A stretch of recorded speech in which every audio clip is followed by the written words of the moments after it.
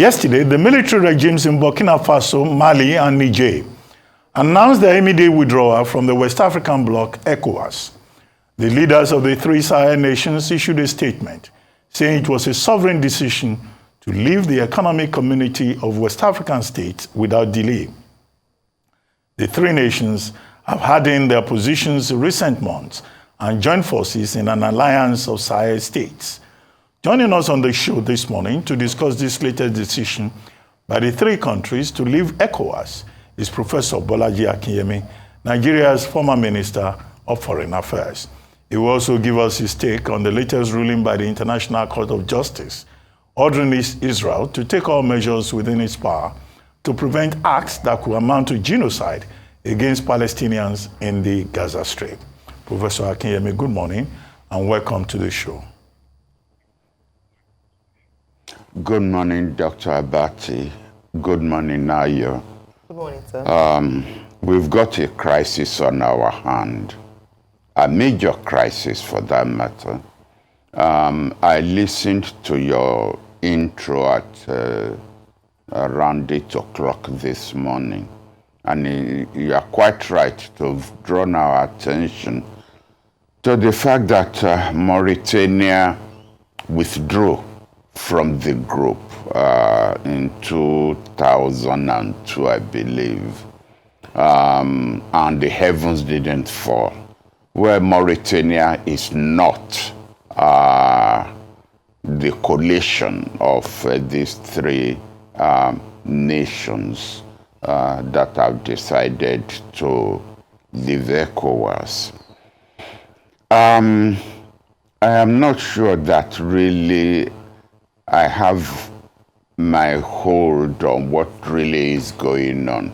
But let me say this. Number one, I think that I listened to Ayo when she was doing her analysis on the aborted meeting in Niger.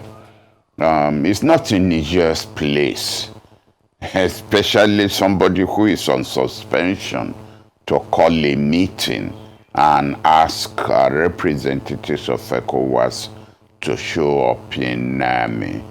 I think those who refused to go, that was a proper diplomatic reaction to it. But the fact that Togo went also shows that ECOWAS is in disarray of some sort. Why Togo alone will go shows that either Togo is disobeying a collective decision of others not to go. The reason given by Nigeria about planning is laughable. You know that, Dr. Abati. We have enough planes, to start an airline, enough official planes. So we could even ride a camel to Niamey if it comes to that. I see the hand of Russia in this. I think Russia is emboldening these three countries to break up ECOWAS as part of the attempt to weaken what one will call the Western influence in this part of the world. And yet, Russia has not shown that she has the capability to help these three countries to combat the jihadists, the Tuaregs, the ISIS, who are running wild in the Sahel. Because Russia is still, not only is Russia tied down in where are they fighting now? never mind. You know where they are fighting in Europe. They are using they are using the surrogate, and yet that hasn't shown the capability to cope with major military incursions in the Sahel. Yes, I was thinking of that Russia is tied down in Ukraine. So we have a confused situation on our hand. The reason I call it a crisis is because these three countries, in terms of land mass, that's about half of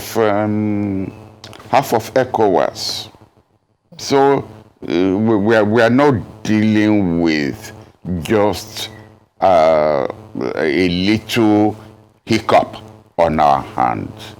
And I also listened to Dr. Abati talking about the way forward. And I think that is the important thing. ECOWAS is being turned into a confrontational field between Russia and the United States. In fact, the fact that this statement came just after the American Secretary of State left Nigeria, to me, is significant, and we should pay attention to it. There is another issue.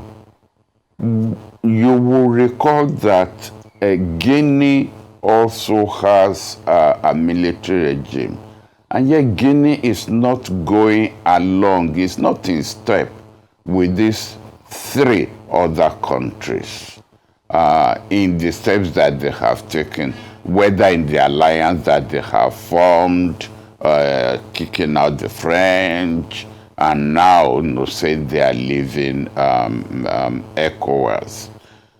What really is the situation? What really is the situation? They said they are leaving immediately. ECOWAS protocol says 1 year, that you give 1 year's notice, and that during that 1 year, you carry out all your responsibilities. Well, but the guy says they are leaving immediately. Are you going to force them to stay?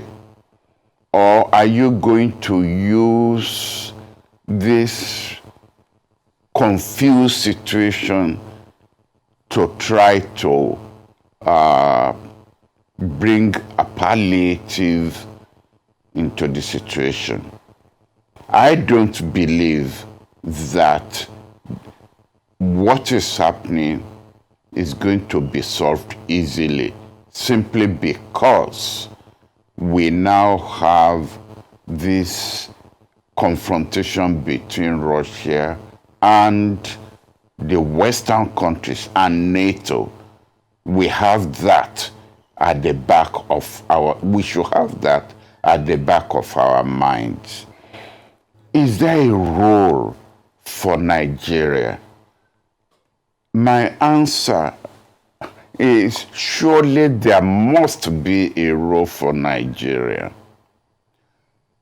Nigeria does not have a hostile relationship with Russia.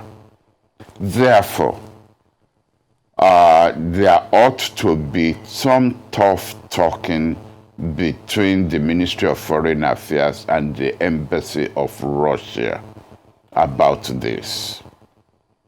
The ambassador should be called in. And to say what?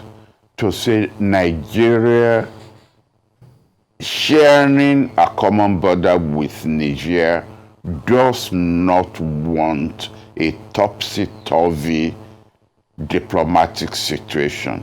We don't want to be a victim of a confrontation going on between Russia and NATO, and that we see the hand of Russia in these people living, and that we are going to hold Russia responsible for bringing them back in. You know, last week, Niger released the son of the former president, who himself is still in detention. And I thought, oh, we are seeing an olive branch being held out. I hope somebody will immediately seize on this, and that perhaps they want a solution to the confrontation that is happening. But obviously, either we didn't pick on that, or that was just a fluke. So I'm sorry, Dr. Abati, Nayo, if I don't sound too fluent, in my analysis, is because we should have seen this coming. But then I didn't think, what would they have to gain? They've leveled charges against ECOWAS that, we are being teleguided. When I say we, let me say ECOWAS is being teleguided by foreign powers. You know the power they are referring to. And presumably the fact that our president goes to France and is in France at the moment, kind of, if you like, reinforces, this fear in their minds that the ECOWAS policies are actually French policies. Number two, they say that the sanction is, creating terrible situations, economic situations for their people, whereas they expect us to step in and help them confront the jihadists. Of course, how they expect us to do that when they're still under suspension? We are going to need some clever steps diplomatically on this matter. And I think that ECOWAS needs some fast thinking to make sure that this situation does not get out of hands. Prof. The second question you asked me, second question you raised is a... Please go ahead, sir. Go ahead. No, still on... The second question, the second issue... The second issue is about the ICJ ruling. Okay, go. The ICJ ruling. But Yes. I was going to ask you on the alliance of Sahel states who have withdrawn from ECOWAS. And it's interesting to see that West Africa has now become the playground for the Russians and the Americans. But could ECOWAS have handled the situation in those three states differently? And you asked what would they gain? What would they lose by not being members of ECOWAS? In fairness to ECOWAS, I don't think they could have handled the situation differently, simply because there is a pattern that had been set. Recall that Burkina Faso and Mali came before Niger, and ECOWAS had this tradition, almost becoming a protocol, that they are not going to encourage coup d'etat. And if you overthrow a government, then you go on suspension until you come back to have the civilian government. Let us be fair about this. Let us, the issue these people keep raising, have we really addressed it? Has ECOWAS really addressed it? I'm not talking about now. Over the years, The French have been there. The Americans have been there. And yet, you kept having these jihadists, the Tuareg revolution, which they haven't helped them to solve. So in a way, the Americans are there for their own interests. The French have been there since 1960, and nothing seems to have changed. And unfortunately, even economically, the French continued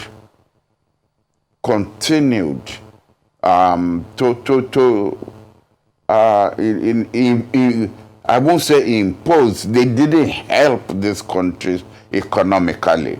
All right. So,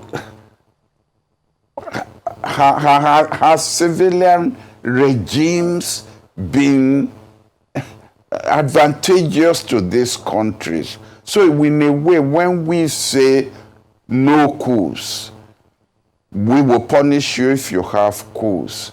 Well, have we been in a situation where we have helped them to address the disadvantages of the French presence there? Do you recall that video by the Italian Prime Minister when she took Macron to the cleaners about what France was doing in Niger, about small children going into uranium mines and the cost to Niger of the uranium that they were mining? Nobody seems to have paid any attention to it. It's a mess. It's a mess. All right.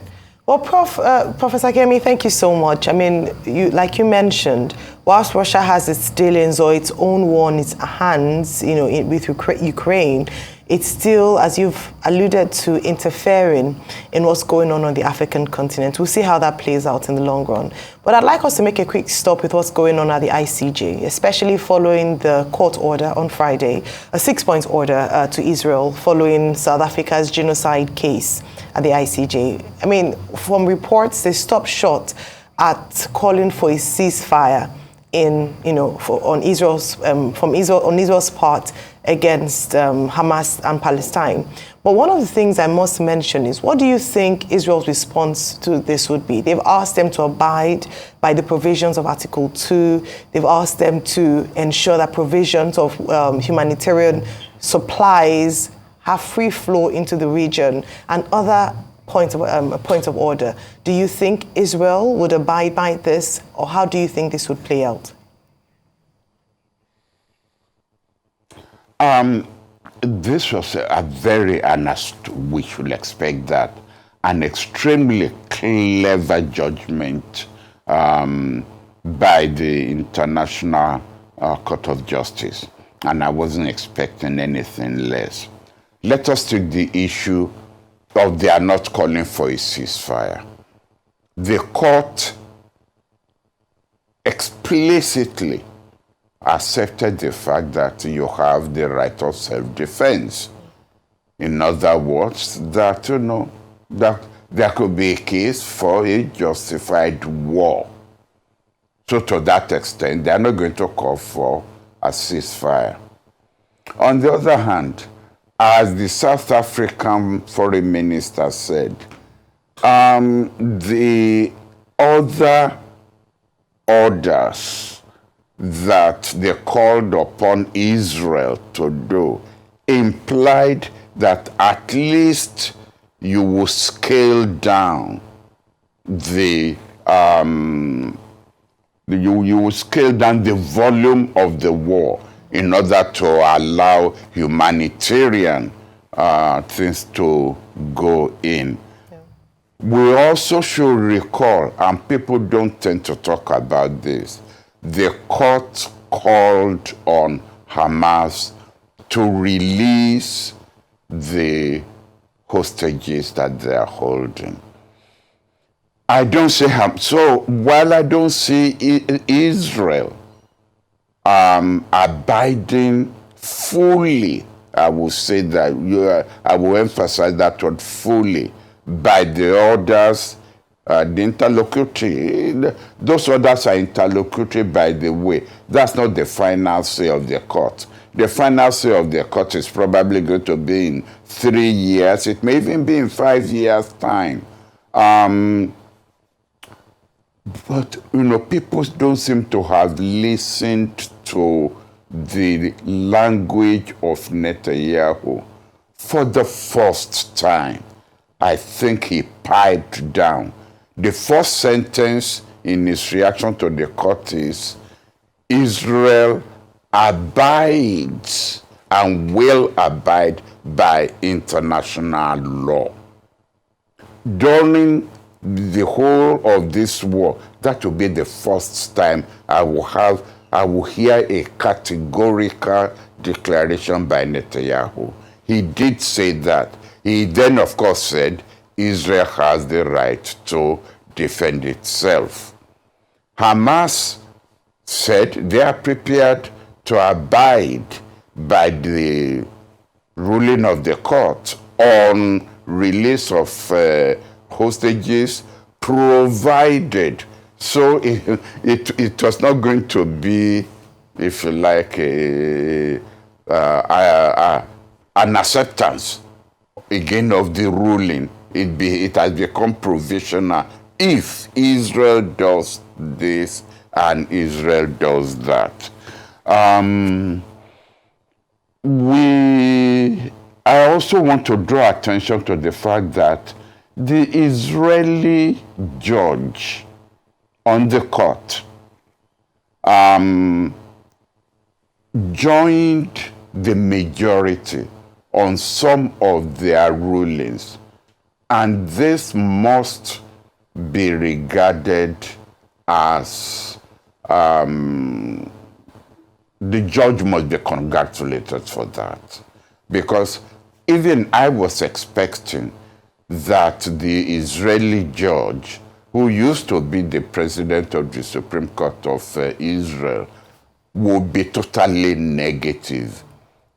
He wasn't. He joined the majority of the court on some of the rulings. It was the Ugandan female judge who was totally negative. She voted against every ruling of the court. Now, I thought that in a way she was wrong.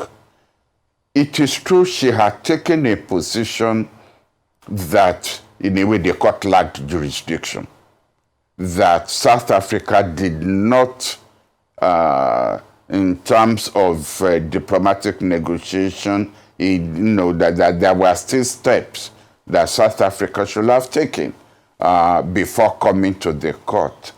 However, having said that, I thought you could then have said, but since the majority of the court had held that the court has jurisdiction, then she should have aligned herself with the rulings of the court. Instead, it was no, no, no all the way. I don't think that that does her any credit.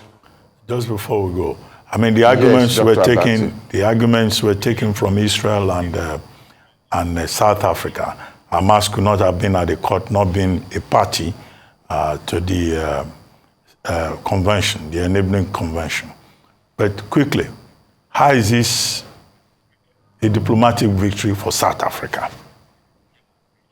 Even if US and Israel are saying it's partial victory for Israel. No, I think, I'm not sure whether we dealt with this or whether you've brought me on this issue before. I have praised South Africa, and I called what South Africa has done as the Mandelaization of the global role of South Africa. This is what Mandela would have done. It didn't matter whether it was only South Africa that took the bull by the horn. Fortunately, about 150-something countries supported South Africa, but South Africa was the one that stuck his neck out. And we should congratulate South Africa for that. The Gaza war has shown the worst of us. What South Africa has done has shown at least the best in humanity, that someone was still prepared to stand up and try to defend the rights of the Palestinians, not Hamas, the Palestinians. I congratulate South Africa. South Africa should take credit. Africa should take credit. Humanity should take credit for what South Africa has done. And I think that it is a victory for South Africa that the court ruled that it has jurisdiction. You are the lawyer, Dr. Abati. So you could, deconstruct the judgment of the court. And, it's rather ironic that given what the United States has done in the Security Council of the United Nations, the presiding judge of this court is an American lady. It's rather ironic, but at the end of the day, the effectiveness of this judgment is still going to go to the it's still going to go to the Security Council of the United Nations, because the judgment of the court is not self-enforcing. You need the Security Council and to do so. And I expect go ahead, sir. Is that the unfortunate thing is that the United States will veto any attempt by the Security Council to try to enforce the judgment of the court.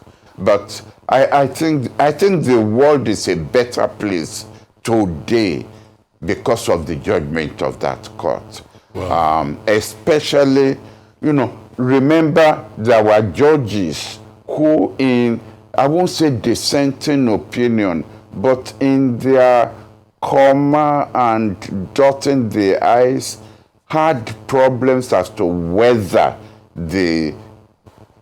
South Africa has met the bar in terms of genocide. But that would then come when they are dealing with the issue of genocide as a concrete issue. Well, the ICJ ruled that the issues raised by South Africa are plausible. And to the extent of their plausibility, they could be considered. Thank you very much, Professor Bolaji Akinyemi, for joining us.